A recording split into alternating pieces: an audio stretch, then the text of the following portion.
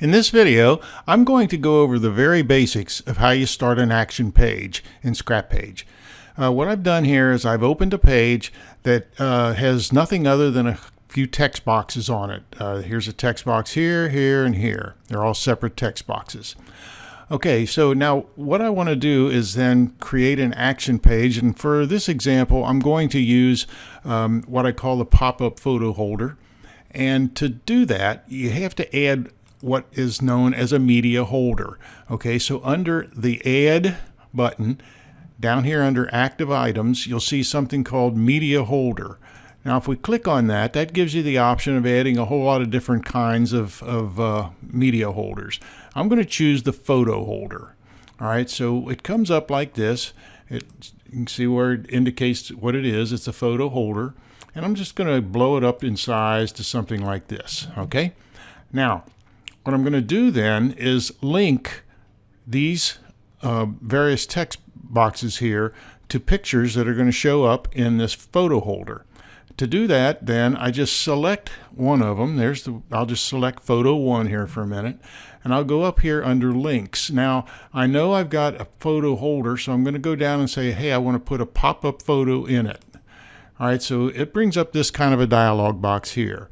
Now from here, I can go. You'll notice that the blue rectangle that defines the photo holder on the main page is replicated, only smaller here in this dialog box, but it's the same relative ratio between the width and the height.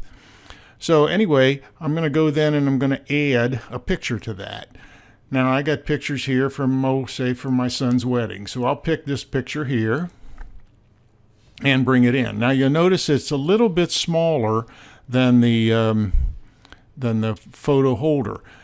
There's a number of things you can do here, but probably the simplest thing is just to tell it, hey, I want to crop it to fit, and I'll just do an auto crop.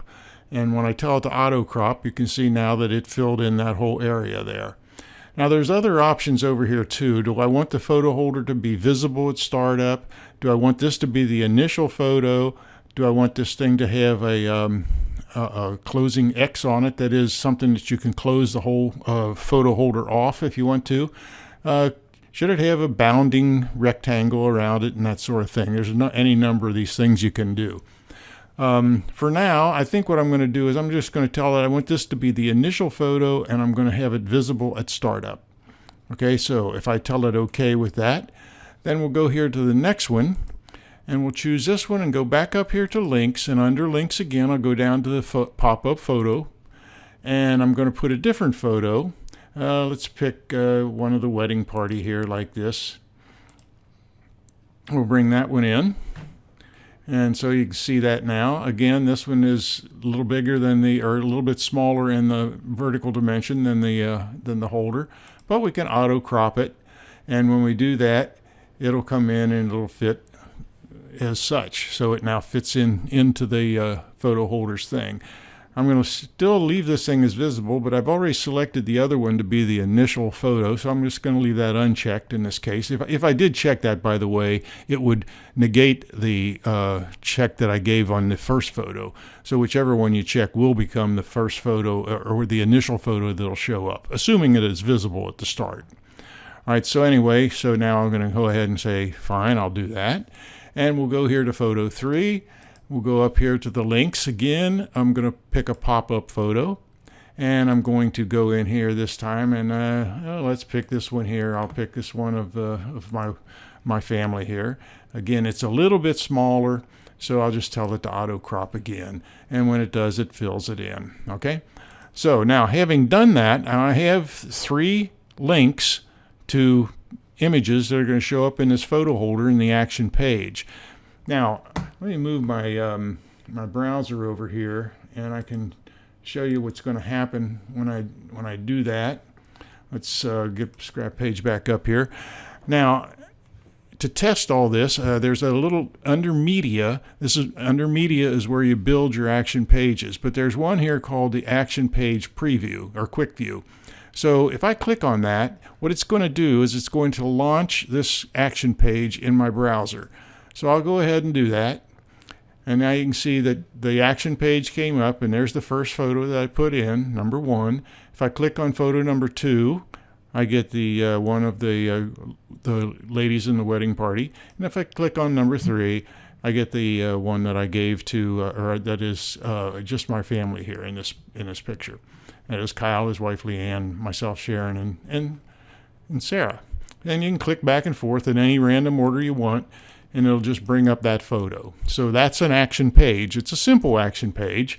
It's one that just is popping up different photos when a user would select some sort of a trigger point out here. In this case, it was a text box. It could be simply a thumbnail of these images, or it could be anything else. I mean, it doesn't really care what it is. There's any number of ways to get these action triggers that will trigger whatever is the link that is in that particular trigger to take the action of displaying its content.